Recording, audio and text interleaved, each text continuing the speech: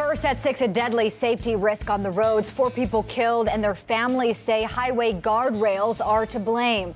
The metal barriers are supposed to protect you, designed to collapse on impact, all to save lives. But a lawsuit alleges in at least one case, a piece of the end prevented the guardrail from collapsing, and instead it pierced the car, impaling and killing the driver. NBC Charlotte's Ty Chandler been digging into the lawsuit just filed. Ty, what have you learned? Hey, Fred and Sarah. Now, NCDOT, they would not say where these guardrails are located, but we do know that they have been installed all over North Carolina. Now, these families that are suing, they're not just going after the company. They're also going after the federal government, who has said that because there have been so few fatal accidents as a result of these guardrails, that they're not necessarily unsafe. But these families say a few is still too many. We want to save other families from this pain. Lauren Battelle was 21 years old, just out of college.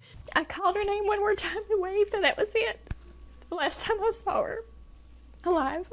Lauren and her friend Jacob Davidson died in a car crash, and her family suspects the metal piece on the end of the guardrail is to blame.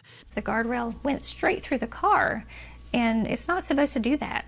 3 families have filed a lawsuit against Lindsay, the company that manufactures the X-Lite guardrail. A 4th family is expected to follow suit.